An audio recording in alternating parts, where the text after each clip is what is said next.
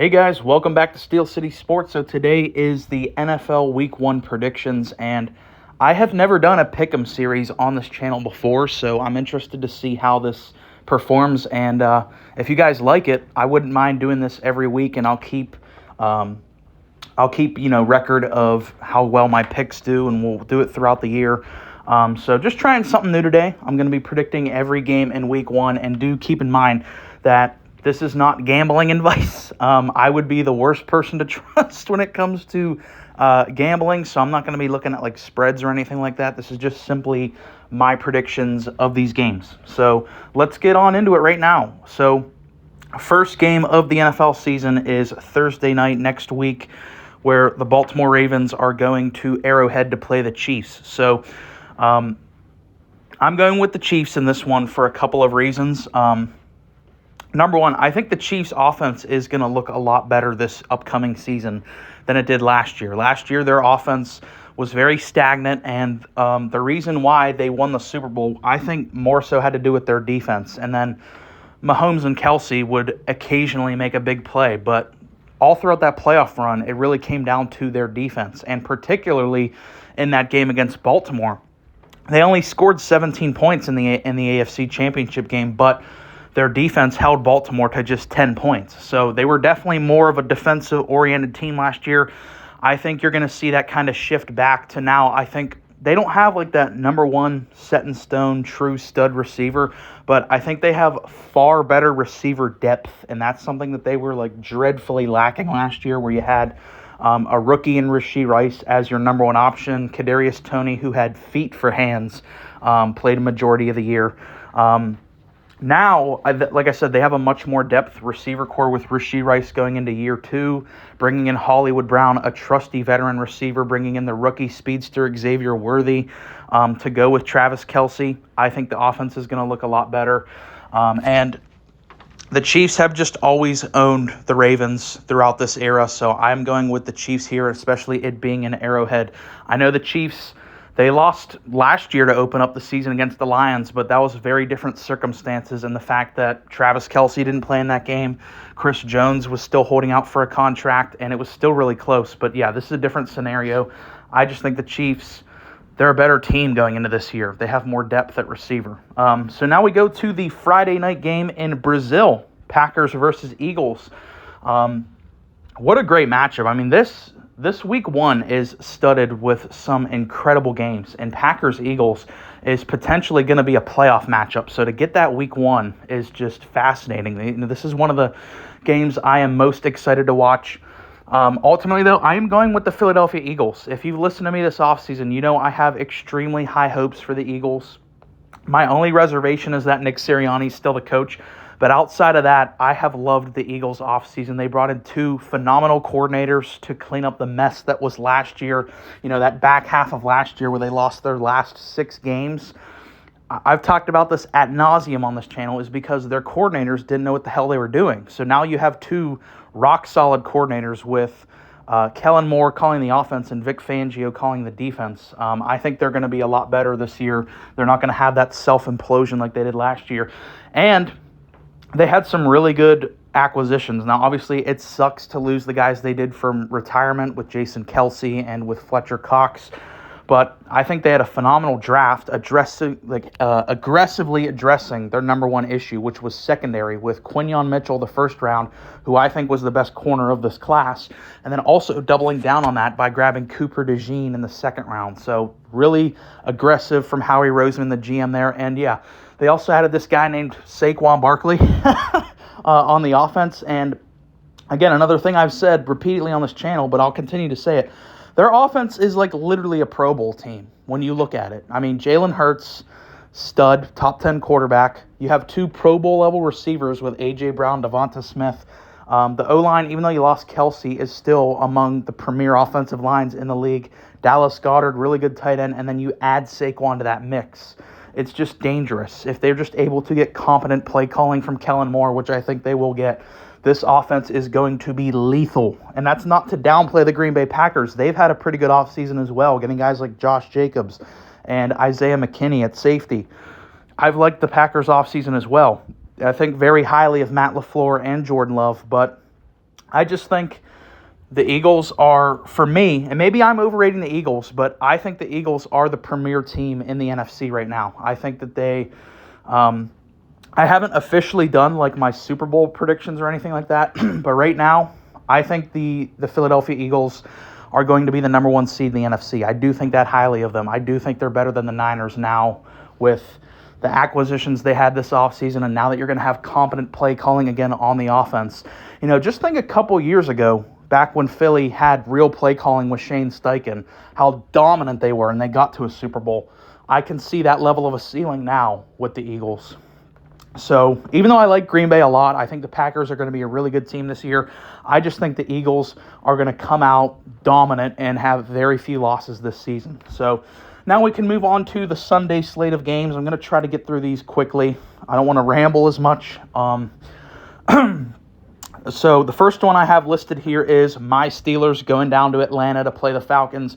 A really, really fascinating matchup to test whoever. I'm pretty sure, Mike Tomlin still has not officially named who our starting quarterback is going to be, but if I had to bet money on it, it's going to be Russell Wilson. So this is a fascinating test for Russell Wilson. This is not an easy game to start off Russell Wilson against for his first game in the black and gold, because this Atlanta secondary, I think you can argue, is the best secondary in the National Football League, with Jesse Bates, Justin Simmons, and A.J. Terrell, all incredible players.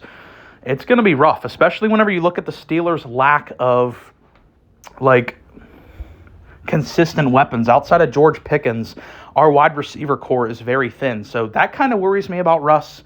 And maybe I'm just being a homer here, but I'm actually going to go with the Steelers because I think our offense will be a lot better. I mean, it's hard for our offense to look worse than it was last year. I think it's almost impossible for the Steelers' offense to be as bad or worse as it was last season, where we had the worst play caller of this decade, I think, in Matt Canada.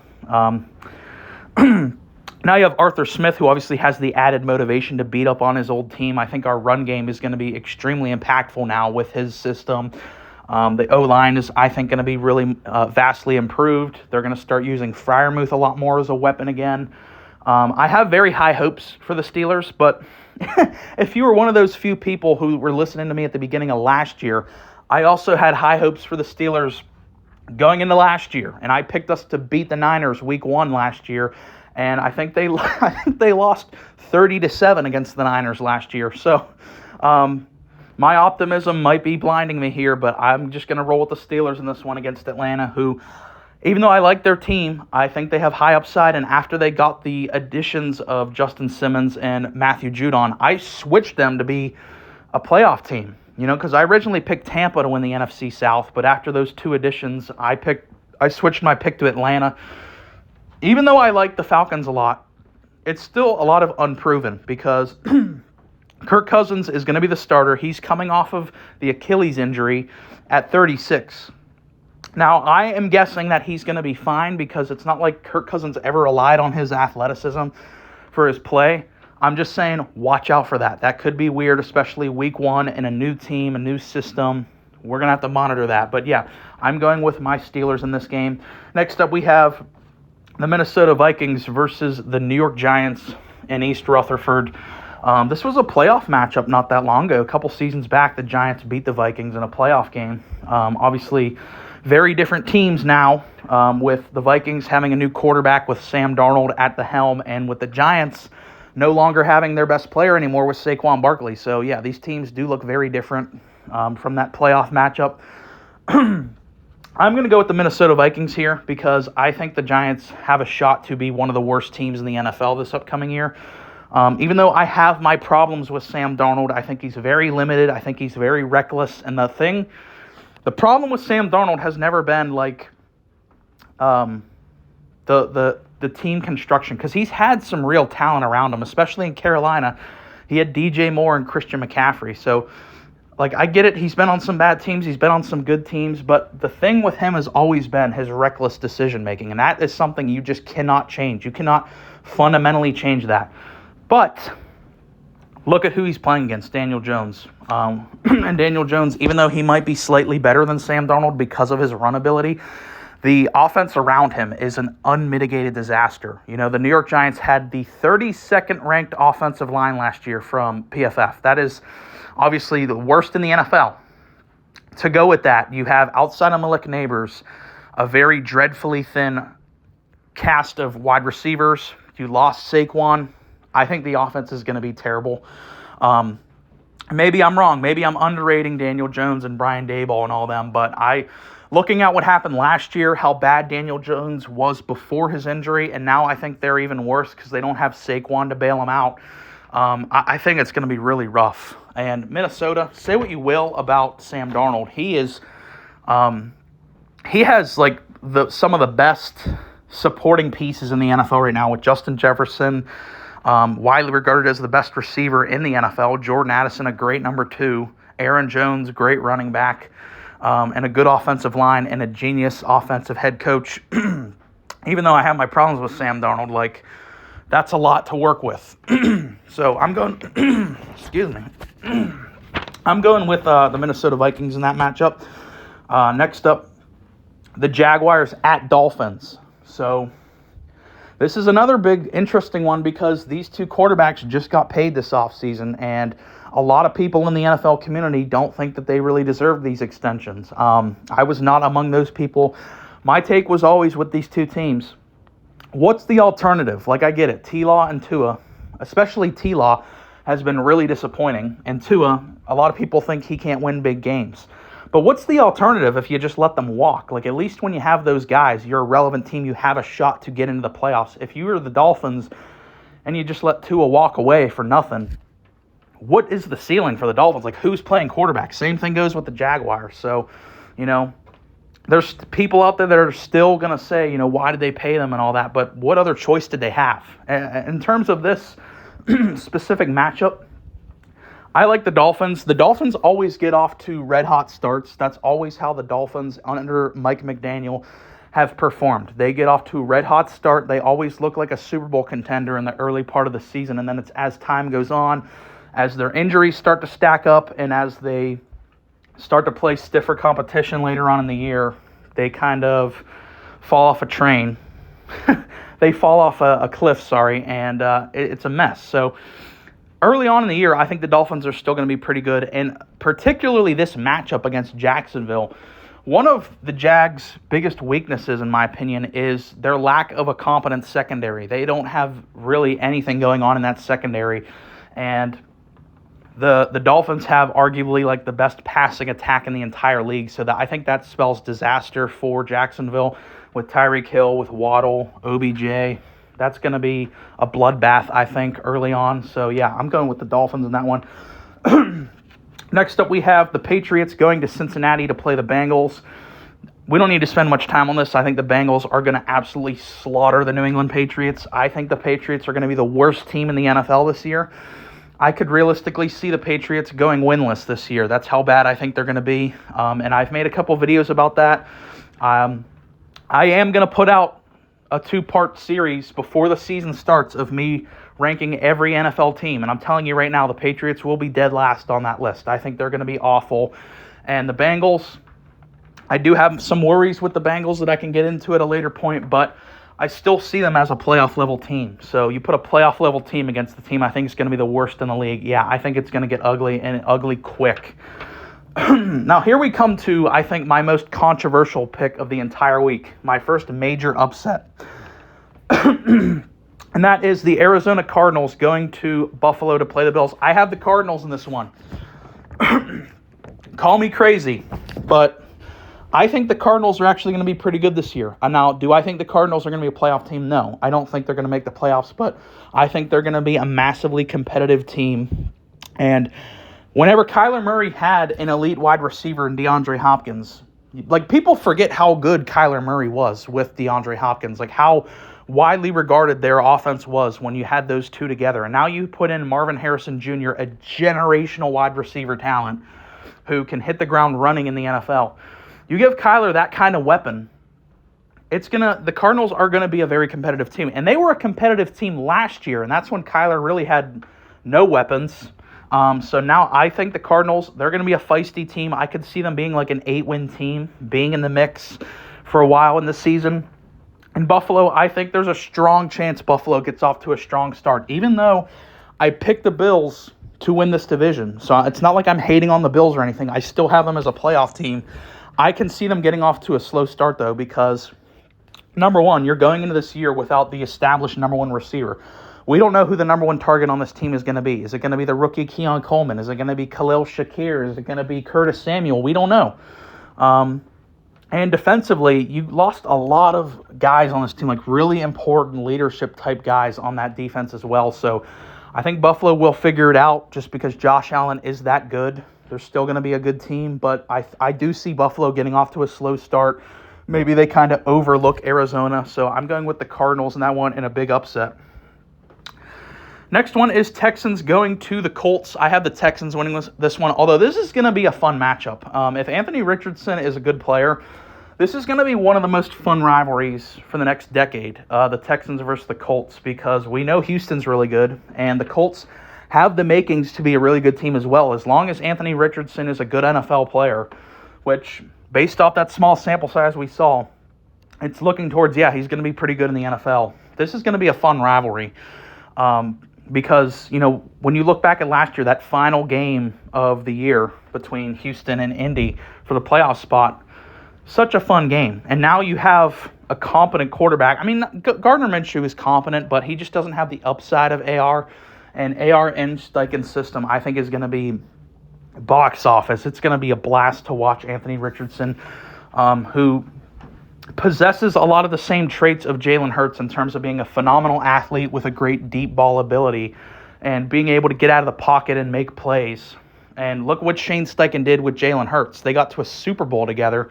So I'm really excited to see what Anthony Richardson does this year, really hoping he stays healthy. But Houston, for me, is one of the best teams in the NFL right now. They're among the elite. They're among the Super Bowl contenders. So I have to pick them, but I think it will be a fun game.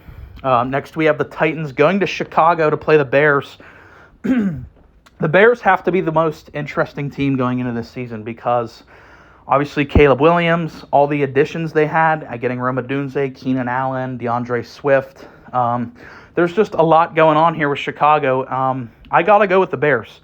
Now, I will say, the Titans are one of those teams I think are going to be like an under-the-radar, could be really sneaky good this year because the Titans this offseason have done nothing but go out and get good veteran players. They got L'Jarius Sneed, arguably a top 5 corner in the NFL from the Chiefs. They got Tony Pollard. They got Calvin Ridley.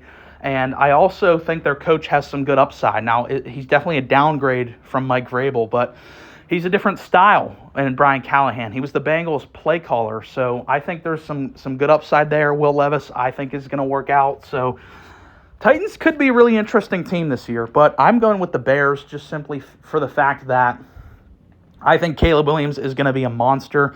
When you look at what C.J. Stroud did last year as a rookie, I can see Caleb being very similar to that. And I'm not saying it's going to happen, but there's a chance that Caleb Williams is better this year than C.J. was last year. And C.J. was the best rookie ever. But Caleb, I think, has the intangibles and has the talent to be that good and lead the Bears to be a playoff team this year. So, yeah, I'm going with the Bears in this matchup. Next, we have Panthers at Saints. Pretty easy one here. I'm going with the Saints. I don't think Carolina is going to be that good this year, even though, it's hard for Carolina to be worse than they were last year. But I just have too many problems with Carolina to realistically. I'm not going to be picking them very many weeks. And with the Saints, their offense was bad last year, and somehow they still won 9 games. So now you get an actual, competent play caller in there with Kubiak, who comes from that Kyle Shanahan tree. He's going to run the 49ers offense with the Saints. Their offense is going to be vastly improved. And the Saints are another team that could be like an under-the-radar, sneaky good team, maybe even win this division, depending on how good the play calling is. So for me, that's not even close. And they have a really good defense as well. So I'm going with the Saints there. Next, we have Raiders at Chargers. Jim Harbaugh's first game back in the NFL as a head coach. It's going to be really, really interesting to see because they gutted their receiver room. And everyone has been, myself included, well, we're just going to give Harbaugh the benefit of the doubt. But what he's done since he's taken over the Chargers has basically spit in the face of the current model of success in the NFL right now in terms of getting rid of offensive guys, prioritizing more so linemen, and they are really important as well. But you look at these top teams every year that are winning like 12, 13 games, making deep playoff runs. They have prolific playmakers on the perimeter, and John Harbaugh came in here and axed that, or excuse me, Jim Harbaugh. So I'm going with the Chargers here because I don't think the Raiders are going to be very good, but I'm really interested to see because this isn't 2014 anymore. This is 2024 for Harbaugh. I'm not saying this is going to happen, but could he be trying to run an outdated system in the NFL? I don't know. He has a proven track record of success everywhere he's gone, but that's why the Chargers are going to be so fascinating this year. But I'm rolling with them in this game. I'm giving Harbaugh the benefit of the doubt, and Herbert, of course, is a sensational talent. Next, we have Broncos at Seahawks. So, yeah, I'm going with Seattle in this one. I just think they're a far better overall roster. Mike McDonald, their new head coach, I think has a lot of upside to be a really good head coach. In Denver, I just don't think they're going to be very good. I know everyone wants to get all hyped up about the Bo Nix preseason stuff, but I don't take anything away from preseason. I've learned my lesson. I got excited with the Steelers last year from their preseason, and they were still kind of a mess last year. Even though they won 10 games, it was very rough to watch the Steelers last year. And they were like the best team in the preseason last year. So Bo Nix lighting it up in the preseason doesn't really do a whole lot for me. I think he's going to be like a competent guy. He can run Sean Payton's system, but it's just a very bad roster in Denver. So, yeah, I'm going with Seattle here. They have a better team, better quarterback, better receivers, and it's in Seattle. They should win that one. Next is Commanders at Bucks. So I'm going with another upset here with the Commanders. I think they're going to get off to a really hot start. I'm a massive believer in Jaden Daniels. I think he is going to be a stud in the NFL. A lot of people have compared him to Lamar Jackson. So when you look at Lamar, I think Jaden Daniels, when you look at how old is Jaden? 23, something like that. If you take a 23-year-old Lamar, I think 23-year-old Jaden is a better thrower of the football. Obviously, right now, Lamar is far superior. He's really grown in that department. But right now, Jaden Daniels has an incredible deep ball, and he has game-changing athleticism and playmaking ability of getting out of the pocket and just making plays out of nothing. So I have to go with the Commanders here because I do believe Jaden Daniels is going to be a superstar in the NFL. And Tampa, I think I overlooked how big of a loss Dave Canales was for Tampa because he was actually a very good play caller for Tampa. I know I've kind of been critical of him, especially critical of Carolina for hiring him. Kind of felt like a random hire, but now that I've looked over it a little more, I've listened to some podcasts, I've come to, appreciate Dave Canales more. I think he will actually be a pretty big loss for Tampa, and they do have some issues. It's not like everyone wants to remember Tampa as really good last year because they made the playoffs and they won a playoff game. But it's not like it was all, rainbows and sunshine for Tampa last year. They still were a very rocky team to start off last year. They went through their ups and downs. Their defense is getting pretty old. Their O-line in the interior is kind of a mess. So Tampa's one that I might have been a little too high on, and I could see maybe coming back down to earth this year. I'm going with Washington in this one. Next up, we have the Cowboys at the Cleveland Browns. Definitely one of the most fascinating games of this week, and specifically for me, these are probably the two teams in the NFL that I'm the most critical of. It's definitely the two teams I've gotten the most arguments over on this channel. So it's kind of interesting I have to pick one.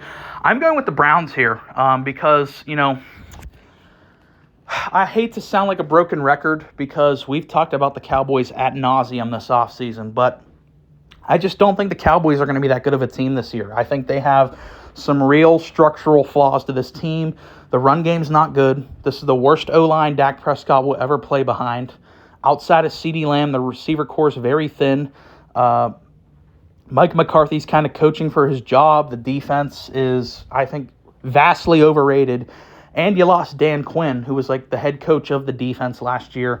And CD, he signed that contract yesterday, but is there going to be some rust integrating him back in the offense? I really hope not. I got him in fantasy, but I don't know. And really the most damning thing, and this was the number one reason why I did pick the Browns, is because when you look back to last year's Cowboys, they only had one game where they beat a team with an above 500 record. Only once. So even though I have my issues with the Browns as well, the Browns were an 11-win team last year, and they were the number one pass defense in the National Football League. So anytime the Cowboys last year played real competition, they lost. Actually, they were two, because they beat the Lions as well in that game, because Dan Campbell forgot how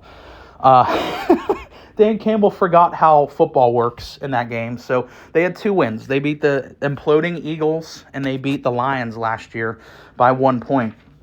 So I don't think Dallas is very good against the real teams. So I think the Browns are going to win that, and it's in Cleveland. Give me the Browns. Then we have our Sunday night game, the rematch from the playoffs, Rams at Lions. And I think it's going to be the same outcome of that playoff game, the Lions winning. Even though I really like the Rams, I have them as a playoff team. The Lions are, you could argue they're the best team in the NFC right now. From top down, unit by unit, position, player to player, they are stacked. They got playmakers all over this team, and it's in Detroit. I'm going with the Lions on this one. And then we have our Monday night game, another massive game, Jets at 49ers. We've had to wait so long to see Aaron Rodgers play a game in a Jets uniform. We're finally going to get to see it Monday night. I'm rolling with the 49ers here. The Jets are another team I've been hypercritical of this offseason. I don't think the Jets are going to be that good. I'm sorry. I just don't see it. A 40-year-old quarterback who wasn't even that good the last time we saw him fully healthy, and he's 40 coming off an Achilles. I don't see it with the Jets. They got a lot of injury-prone guys. I don't know if their coaches are any good. And the 49ers have been the cream of the crop in the NFC. They were the NFC champions last year. They went all the way into overtime against the Chiefs, almost won the Super Bowl last year for a reason, because they're that good of a team. I have to go with the Niners here. So that has been my Week 1 pick'em predictions, I guess you could call it. Like I said, depending on how this video does and, if you guys actually like it, I wouldn't mind doing pick'ems every week and kind of keeping a record of how my picks do. But definitely let me know your thoughts down below. Did you agree with some of the stuff I said? Or what are some of your upsets you see coming? Like I picked the Cardinals to upset the Bills. And if you made it this far in the video, I really appreciate you listening. Please like and subscribe.